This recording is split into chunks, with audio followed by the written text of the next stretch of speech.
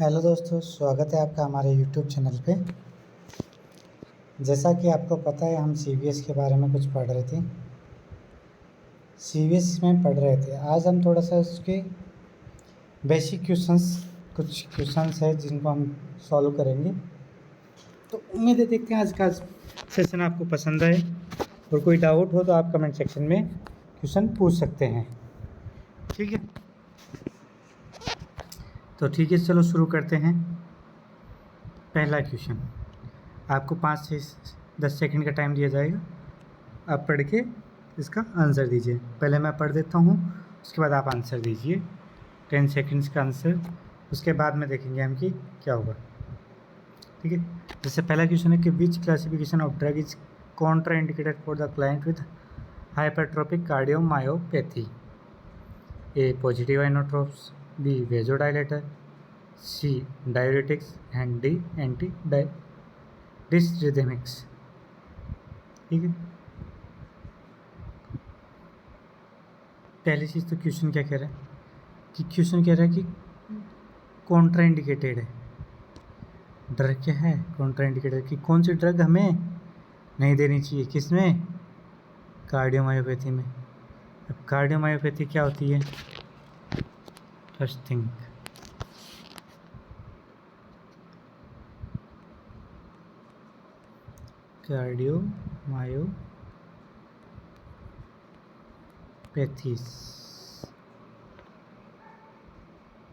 Cardiomyopathy कि इसमें क्या है कि जो मसल्स हैं हार्ट की, क्या है? कार्डियो मतलब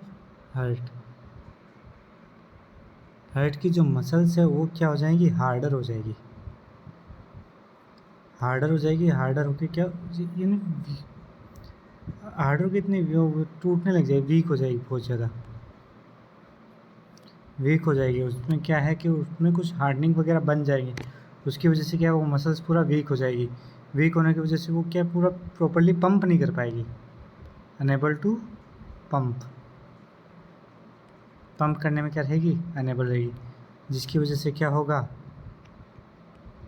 कि हार्ट की जो मसल्स है पूरी वीक है। वीक होने की वजह से वो क्या, प्रॉपरली पंप नहीं कर पा रही है। उसी को हम क्या बोलेंगे? कार्डियोमायोपैथी। ठीक है, कार्डियोमायोपैथी। अब कार्डियोमायोपैथी में यानी हार्ट की मसल्स क्या है, वीक है। अब इनसे हम यदि एक्स्ट्रा काम करवाएंगे, यदि इनके ऊपर हम लोड डालेंगे तो क्या होगा, जो मसल्स हमारी जो काम कर रही हैं, जो मतलब उसको हमने वर्क करवाने के लिए कुछ भी मेडिसिन दी, तो वो क्या करेगी, उसको तोड़ने की वजह से और ज़्यादा क्या है, फिर वो डैमेज करेगी। तो ध्यान रखना कि इसमें किस टाइप की जो है वो नहीं देना है, जो क्या करे, मसल से एक्स्ट्रा काम करवाए, मसल से ज़्यादा यानी कॉन्ट्रैक्टिविटी क्या हो जाएगी, कम हो जाएगी। कॉन्ट्रैक्टिविटी करवाने वाली मसल्स को अपने को क्या करना है, बैन करना है। तो देखिए ऑप्शन में क्या क्या है हमारे पास। ऑप्शन में है पॉजिटिव आइनोट्रोप्स, एक बार एंटी डिसरिथमिक्स। एंटी डिसरिथमिक्स ड्रग्स क्या होती हैं? ये क्या करती हैं? डिसरिथमिया को ट्रीट करती हैं। डिसरिथमिया लाइक दैट क्या होता है? डिसरिथमिया यानी हार्ट की जो रिदम है वो क्या हो जाए, चेंज हो जाए। रिदम क्या हो जाए, चेंज हो जाए। रिदम किस प्रकार से चेंज हो सकती है? या तो इंक्रीज या डिक्रीज। इंक्रीज होगी तो क्या होगा, वीटी, वेंट्रिकुलर टेकिकार्डिया, या मतलब टेकिकार्डिया हो गया, वेंट्रिकुलर टेकिकार्डिया, सुप्रा वेंट्रिकुलर टेकिकार्डिया, एनएसपीटी। ठीक है, या फिर ब्रेडिकार्डिया, या तो टेकिकार्डिया या फिर ब्रेडिकार्डिया हो गया। तो उसको ट्रीट करने के लिए, यानी रिदम को ट्रीट करने के लिए जो भी मेडिसिन देते हैं उसको एंटी डिसरिथमिक बोलते हैं। ठीक है, एक सेकेंड, उसको एंटी डिसरिथमिक मेडिकेशन बोला जाता है। ठीक है, इसके लिए में लाइक डेट एट्रोपिन है, डिजोक्सिन है, एडिनोसिन,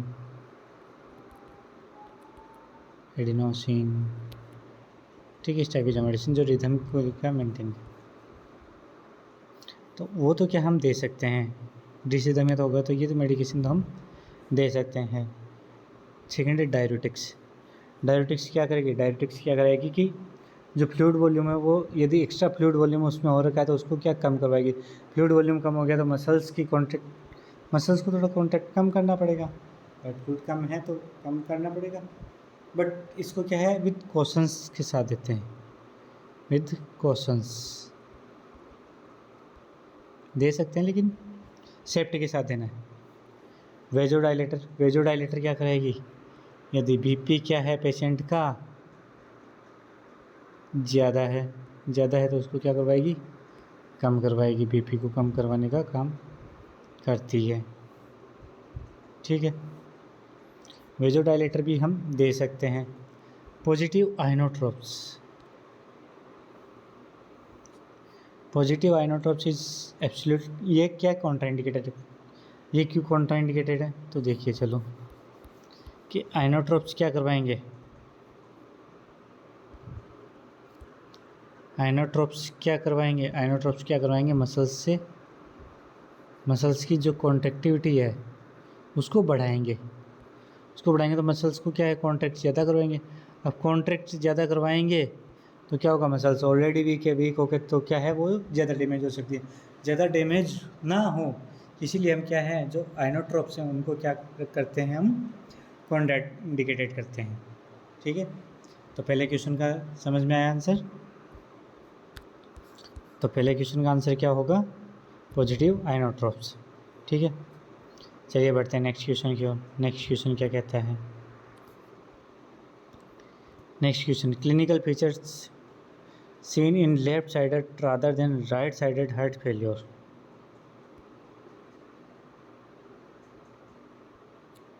ये क्या पूछ रहा है कि left sided rather than right sided heart failure क्या है, ऑप्शन पढ़ लेते हैं एक बार। Elevated CVP, central venous pressure, CVP का मतलब है central venous pressure and peripheral oedema. ठीक है, सेकंड है डिस्निया एंड जॉइंडिस, थर्ड है hypotension and hepatomegaly, and fourth है decrease peripheral perfusion gels. 10 second रुकिए और जवाब दीजिए।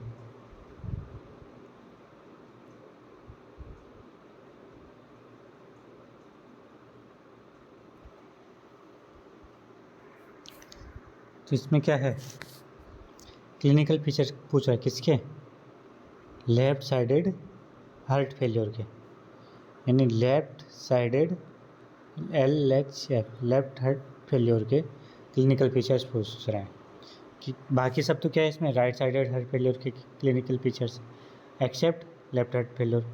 क्या होता है लेफ्ट हार्ट फेलियर, यानी लेफ्ट हार्ट फेलियर में क्या है कि जो लेफ्ट वेंट्रिकुलर है प्रॉपरली वर्क नहीं कर पाएगा, लेफ्ट वेंट्रिकुलर प्रॉपर वर्क नहीं कर पाएगा तो क्या होगा, ये LV फेलियर के बारे में पूछ रहा है। ठीक है, कि जब भी लेफ्ट वेंट्रिकुलर फेलियर होगा तो क्या होगा कि उसमें क्या है, वो अनेबल रहेगा किसमें, पंप करने में अनेबल है तो क्या होगा, जैसे कि ये हमारा हार्ट है, अभी हम इसकी तरफ देखिए, ये हमारा हार्ट है ना, ठीक है, तो यहाँ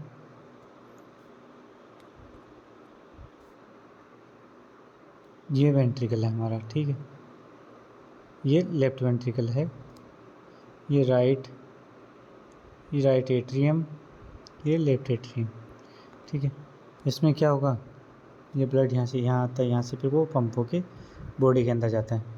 बट यदि लेफ्ट साइड हार्ट फेलियर है तो इसमें क्या होगा कि ये पंप नहीं कर पाएगा तो इसमें क्या होगा, ब्लड का अकोमुलेशन होगा। अकोमुलेशन होने की वजह से क्या होगा, जो पूरा ये चैम्बर है वो, मतलब ब्लड अकोमुलेशन होगा तो ये क्या करेगा, फिर बैकफ्लो होगा तो रिगर्जिटेशन होगा तो क्या हो, उसको क्या बोलते हैं, मिट्रल रिगर्जिटेशन होके इससे क्या कहाँ चला जाएगा, ये लंग्स के अंदर चला जाएगा, जो फ्लूइड है वो लंग्स के अंदर चला जाएगा, लंग्स के अंदर जाएगा तो क्या आएगा, डिस्निया या फिर पल्मोनरी कंजेशन रहेगा, पल्मोनरी कंजेशन होगा। पल्मोनरी कंजेशन होने की वजह से क्या होगा, पल्मोनरी कंजेशन, तो इसमें सिम्टम्स कौन से आएंगे? पल्मोनरी सिम्टम्स आएंगे। क्यों? पल्मोनरी एडिमा हो रहा है इसमें, पल्मोनरी एडिमा होकर पल्मोनरी कंजेशन होकर जो जो साउंड है वो कैसा आएगा? रेल साउंड आएगा, या फिर ऐसे जैसा फ्लूइड है, फ्लूइड भरा हुआ है उसके अंदर फिर जो साउंड आते हैं इस प्रकार के वो साउंड आएगा, ठीक है, यानी प्लूरेसिस साउंड आएगा। या तो क्या क्रैकल्स आएंगे या फिर क्या आएगा? रेल्स, क्रैकल या रेल्स वगैरह ऐसे आएंगे इसमें, ठीक है। यानी इसमें कुल मिला के जो क्या है होगा, कौन से सिम्टम आएंगे? पल्मोनरी सिम्टम आएंगे। दूसरा क्या होगा कि लेफ्ट वेंट्रिकल से क्या ब्लड जा नहीं रहा है, ब्लड नहीं जा रहा है तो जो ऑर्गन्स हैं उनका परफ्यूजन क्या हो जाएगा? कम हो जाएगा।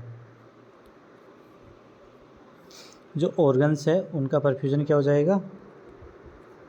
कम हो जाएगा, परफ्यूजन कम हो जाएगा, ठीक है। उनका परफ्यूजन कम होने की वजह हाइपोक्सिया, इस्चीमिया वो आएंगे, तो उसके सिम्टम्स आएंगे, ठीक है फुल। और दूसरा आरबी फेल्योर। आरबी फेल्योर क्या होता है? यानी आरबी फेल्योर या राइट हार्ट फेल्योर, आरएचएफ या आरबीएफ, राइट वेंट्रिकुलर फेल्योर या फिर राइट हार्ट फेल्योर।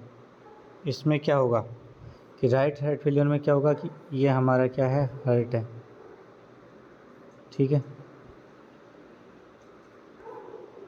ये जो राइट वेंट्रिकल है, राइट वेंट्रिकल क्या है? अनेबल है कि इसमें पंप करने में। ये पंप करके कहाँ भेजता है ब्लड को? कहाँ भेज रहा है? लंग्स के पास। अब इसमें क्या है? लंग्स के पास ब्लड जा नहीं रहा है, यानी ये पंप नहीं कर पा रहा। पंप नहीं कर पा रहा है तो क्या होगा? ट्राइकस्पिड रिगर्जिटेशन होगा, ठीक है। ट्राइकस्पिड रिगर्जिटेशन होकर जो ब्लड है वो कहाँ डिपॉजिट होने होगा? सर्कुलेटरी में। तो इसमें किस प्रकार के सिम्टम्स आएंगे? सर्कुलेटरी सिम्टम्स आएंगे। यानी इसमें सिस्टमिक सिम्टम्स आएंगे। सिस्टमिक सिम्टम्स में क्या आएंगे? इंक्रीज, जैसे इंक्रीज सीवीपी है, जॉइंटिस है, यानी कि ये increase portal pressure, portal Venus pressure बढ़ जाएगा, सेंट्रल विनस प्रेशर बढ़ जाएगा, और अदर्स जो भी सिस्टमिक सिम्टम्स है वो अराइज होंगे इसकी वजह से, ठीक है। तो इसमें तो कौन सा होगा? सिस्टमिक सिम्टम्स अराइज होंगे, ठीक है। और एलवीएच में क्या हो रहा है? इनसे हो रहे हैं पल्मोनरी सिम्टम्स अराइज हो रहे हैं, ठीक है। वो क्यों हो रहा है? फ्लूइड रिगर्जिटेशन की वजह से, ठीक है। अब हम क्वेश्चन पे आ जाते हैं कि क्वेश्चन क्या पूछ रहे थे। क्वेश्चन में क्या था कि क्वेश्चन में क्या है? Clinical feature seen in left sided rather than right sided heart failure. तो elevated CVP and peripheral oedema, ये कैसा है? सिस्टमिक सर्कुलेशन है, किस में आएगा? राइट साइडेड हार्ट फेलियर में। डिस्निया एंड जॉइंटिस, डिस्निया तो ठीक है, बट जॉइंटिस क्या है? जॉइंटिस की वजह से ये थोड़ा सा क्या है, इसको एक्सक्लूड करना पड़ेगा। यानी जॉइंटिस क्या है? सिस्टमिक सर्कुलेशन है, तो ये किस में आएगा? राइट वेंट्रिकुलर फेल्योर में या राइट हार्ट फेल्योर में। ये किस में आएगा? राइट हार्ट फेल्योर में। हाइपरटेंशन एंड हेपेटोमेगाली, ये भी किस में आएगा? हेपेटोमेगाली, यानी ब्लड क्या है? वापस आ रहा है उनके पास, मतलब यहाँ से झाप नहीं रह जाएगा, नहीं तो उसमें हेपेटोमेगाली वगैरह हो सकता है। तो ये भी किस में है? राइट वेंट्रिकुलर फेल्योर में। तीनों के उनसे राइट वेंट्रिकुलर। अब डिक्रीज पेरिफेरल परफ्यूजन इन रेल्स, यानी पेरिफेरल परफ्यूजन भी क्या हो रहा है? डिक्रीज हो रहा है एक तो। और रेल्स यानी जो पल्मोनरी साउंड्स है वो कैसे? क्रैकल्स जैसे साउंड आएंगे, उसमें जैसे फ्लूइड भरा हुआ है इस तरीके से साउंड आएगा, कि फ्लूइड के अंदर हम क्या है? हवा डालते हैं, उस तरीके का साउंड आएगा, उसको रेल्स बोलते हैं, ठीक है। तो ये कौन सा हो गया? तो इसका राइट आंसर क्या जाएगा? राइट आंसर जाएगा D. D is the right answer.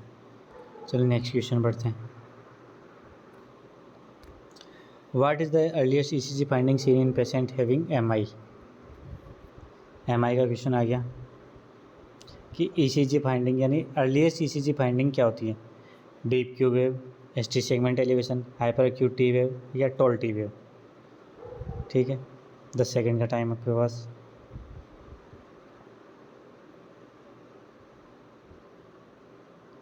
ठीक है, चलिए पढ़ते हैं। जो भी आपने आंसर दिया है ठीक है। तो देखते हैं कि ईसीजी फाइंडिंग में क्या क्या चेंजेस आते हैं। कि ईसीजी हम कह रहे हैं तो एमआई क्या होता है? फर्स्ट चीज़ तो MI myocardial infarction. Myocardial infarction क्या होता है कि मायोकार्डियल टिश्यू क्या हो गया? टिश्यू नेक्रोसिस हो गया।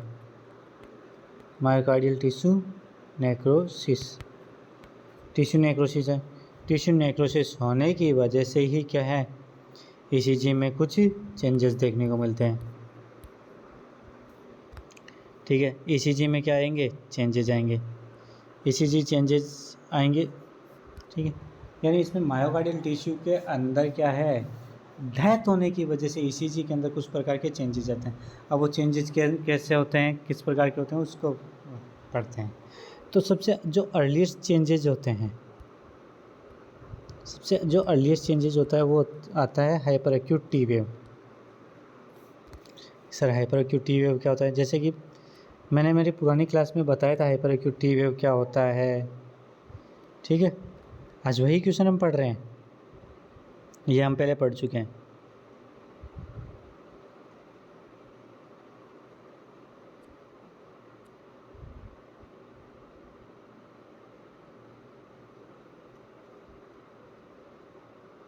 P Q R S T, यानी ये क्या दिख रही है इसमें? ये P है, ये Q है, ये R है, ये S है और ये T है, ठीक है। तो इसमें ये जो T वेव दिख रही है हमको कैसे दिख रही है? हाइपर, ज़्यादा उठी हुई दिख रही है, ठीक है, नॉर्मल से। बट ये क्या है, R वेव से इसका वोल्टेज क्या है? कम है। यदि इसका वोल्टेज R वेव से कम है, इट मीन्स ये कैसी है? Hyper acute T wave. यहीं इसका वोल्टेज यदि R वेव से ज़्यादा होता, मान लो R वेव का वोल्टेज इतना है, टी वेव का ज़्यादा है, तो वो कौन सी होती? वो कौन सी होती? Toll T wave. Toll T wave. पहली चीज़ तो ये दोनों में डिफरेंस समझ में आया कि टॉल टी वेव क्या है, हाइपर एक्यूट टी वेव क्या है, ठीक है। तो इसमें क्या है, हमारा क्वेश्चन क्या था, पहले क्वेश्चन का आंसर कर लेते हैं, उसके बाद में हम बाकी चीज़ें देख लेंगे, ठीक है। कि अर्लीस्ट चेंजेस, तो अर्लीस्ट चेंजेस तो होता है हाइपर एक्यूट टी वेव, ठीक है। हाइपर एक्यूट टी वेव होता है, इसमें क्या है, टी वेव का थोड़ा सा वोल्टेज क्या है, आर से कम होता है, ठीक है। ये सबसे अर्लीस्ट चेंजेस है। उसके बाद में क्या होता है,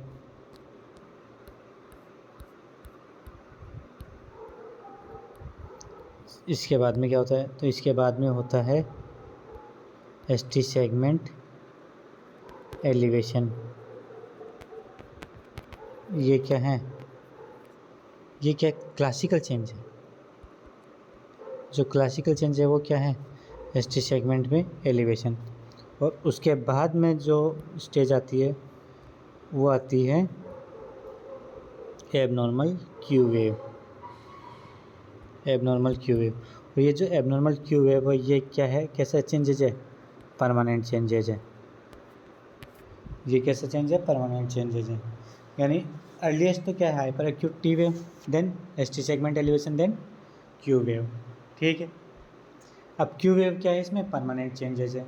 क्लासिकल चेंज क्या है, एसटी सेगमेंट में एलिवेशन। और अर्लीस्ट क्या है, हाइपर एक्यूट टी वेव है, ठीक है। कि जब भी पेशेंट को क्या एमआई होगा तो उसमें क्या क्या आएंगे, deep Q wave, ST segment elevation and hyper acute T wave. Hyper acute T wave earliest है, एसटी सेगमेंट एलिवेशन क्लासिकल है, एंड डीप क्यू वेव क्या है, परमानेंट चेंजेस है। यानी एक बार डीप क्यू वेव आ गया उसके बाद में फिर वो परमानेंट रहेगा, ठीक है। सर टोल टी वेव किस में होता है, तो टोल टी वेव जैसा कि हमने सबने पढ़ा है कि टोल टी वेव किस में होगा, हाइपर कैलीमिया के अंदर। हाइपर कैलीमिया क्या है, इंक्रीज पोटेशियम लेवल। पोटेशियम का लेवल इंक्रीज होने की वजह से उसमें कैसे देखने को मिलेगा, हाइपर एक्यूट टी वेव, ठीक है। चेंजेस क्यों आ रहे थे वो मैंने पहले क्लासों में पढ़ चुके हैं जो भी चेंजेस आ रहे हैं वो क्यों आ रहे हैं, ये हम सब कुछ पढ़ चुके हैं। उसके लिए आप हमारे पुराने क्लासेस देख सकते हैं। ठीक है, नेक्स्ट क्वेश्चन कि पेशेंट हैविंग इंफीरियर वाल एमआई, नर्सिंग ऑफिसर में notice ECG change in which of the following lead. ये यहाँ क्या पूछ रहा है, स्पेसिफिक पूछ रहा है। इंफीरियर वाल एमआई, यदि इंफीरियर वाले एमआई है तो कौन सी लीड के अंदर चेंजेस आएगा, तो इसको इंफीरियर वाले एमआई बोलेंगे। V1 V2 V3 V4, second है V5 V6, ऑप्शन सी है सेकेंड थर्ड एंड AVF, और ऑप्शन डी है first AVL and V1 to V6। 10 second आपके पास है, आंसर दीजिए, सोच समझ के दीजिए कि क्या आंसर हो सकता है। इंफीरियर वाल एमआई है तो कौन सी लीड्स के अंदर चेंजेस देखेंगे कि लीड चेंजेस कौन से चेंजेस होंगे, वही या तो हाइपर एक्यूट टी वेव होगा, या एसटी सेगमेंट एलिवेशन होगा, या फिर क्यू वेव होगा। तो कौन सी लीड के अंदर हम देखेंगे कि इसको क्या हो, तो हम इसको क्या बोल सकते हैं, इंफीरियर वाल एमआई। चलो आइए देखते हैं कि V1 to V4 होता है तो क्या होता है, V5 V6 में क्या होता है, सेकंड थर्ड AVF कब होता है, फर्स्ट AVL और V1 to V6 क्या होता है। तो V1 to V2 V3 V4 ये होता है इंटीरियर वाल एमआई के अंदर। ठीक है, इंटीरियर वाल एमआई के अंदर होता है ये।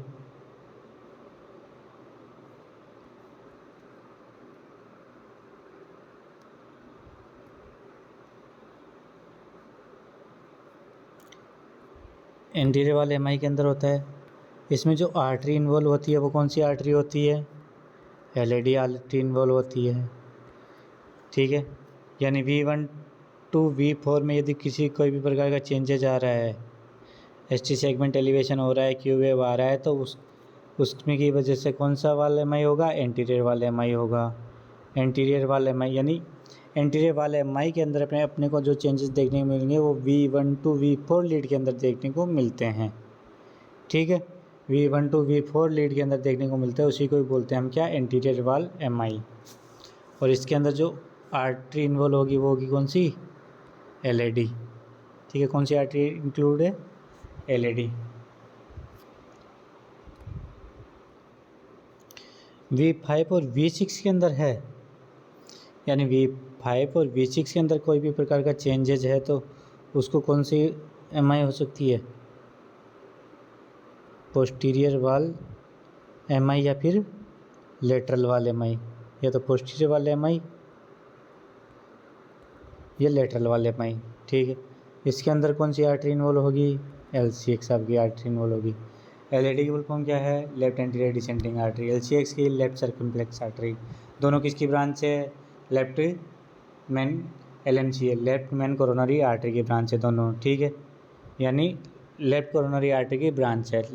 लेफ्ट कोरोनरी आर्टरी कितने भागों में डिवाइड होती है, मोस्टली तो 2 पार्ट्स में होती है, लेकिन कभी 3 पार्ट्स में भी होती है, कभी 4 पार्ट्स में भी होती है। ठीक है, 2 पार्ट में डिवाइड हो रही है तो कौन कौन सी निकल रही है, एलएडी एंड LCX। यदि तीसरे पार्ट में डिवाइड हो रही है तो उसको क्या नाम दे देंगे, उसको नाम दे देंगे रेमस।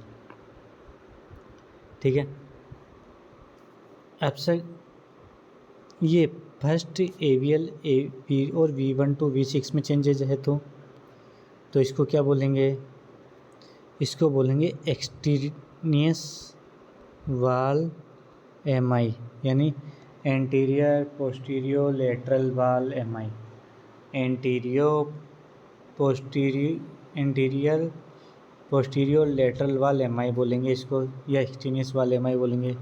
इसके अंदर चेंजेज है, इट मीन्स कौन सी आर्टरी के अंदर इन्वॉल्व हो सकती है, इसके अंदर कौन सी आर्टरी इन्वॉल्व हो सकती है, तो इसके अंदर जो आर्टरी इन्वॉल्व हो सकती है वो है आपकी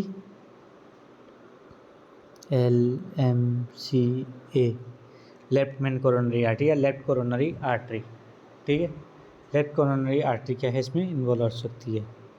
और V1 to V4 में है तो इसमें सॉरी एक चीज़ और लीजिए, सेप्टल वाले में इसको क्या बोलते हैं, यदि V2 V3 के अंदर चेंजेज है ओनली V2 V3 के अंदर तो वो इंटीरियर वाले एमआई, और V1 to V4 में तो इंटीरियर वाले एमआई या सेप्टल वाले एमआई दोनों उसको बोल सकते हैं। ठीक है, और लास्ट बचा तो वो कौन सा आपका इन्फीरियर वाला एम आई है, इन्फीरियर वाल एम आई है कौन सी है, सेकेंड, थर्ड और AVF। कौन सी आर्टरी इन्वॉल्व होगी, RCA। कौन सी आर्टरी इन्वॉल्व हो सकती है, मोस्टली RCA। कई बार क्या होता है कि डोमिनेंसी डिपेंड करती है उसके अकॉर्डिंग, फिर क्या है L6 भी कई बार इसमें इन्वॉल्व हो जाती है, लेकिन मोस्ट कॉमन जो आर्टरी इन्वॉल्व है वो कौन सी होगी, RCA।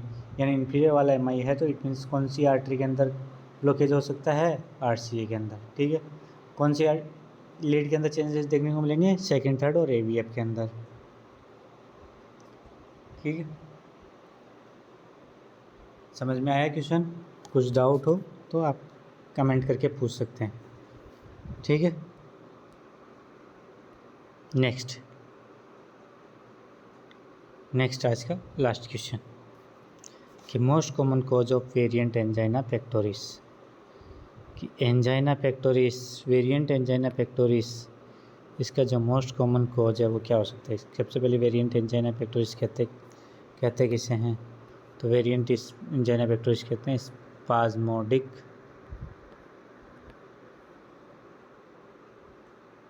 कोरोनरी आर्टरी, यानी कोरोनरी आर्टरी के अंदर स्पाजम आने की वजह से जो चेस्ट पेन हो रहा है, उसकी वजह से जो चेस्ट पेन हो रहा है उसको क्या बोलते हैं, वेरिएंट एंजाइना पेक्टोरिस बोलते हैं, ठीक है। कौन सी आर्टरी, कोरोनरी आर्टरी में क्या आ रहा है, इसमें स्पाजम आ रहा है, उसको क्या बोलेंगे हम, variant angina pectoris. Sir coronary artery thrombosis ये किस में देखने को मिलेगा, ये MI में देखने को मिलेगा बेटा। सर कोरोनरी आर्टरी एथेरोस्क्लेरोसिस ये भी MI या फिर किस में देखने को मिलेगा, या तो आपका MI है या सेकंड कौन सा है, angina pectoris, angina pectoris unstable या स्टेबल एंजाइना। और कोरोनरी आर्टरी एन्यूरिज्म आपको देखने को मिलेगा कावासाकी डिजीज़ में, या तो कावासाकी डिजीज़ है या फिर कोरोना में।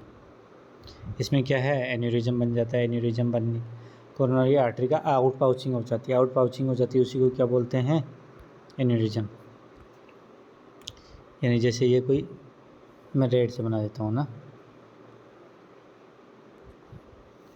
ये कोई आर्टरी है, ठीक है, ये आर्टरी नॉर्मल आर्टरी ऐसे होती है, ठीक है, और ये एक आर्टरी है जिसमें क्या है, इसमें आउट पाउचिंग होंगी। ये जो आउट पाउचिंग है इसी को क्या बोलते हैं, एन्यूरिज्म।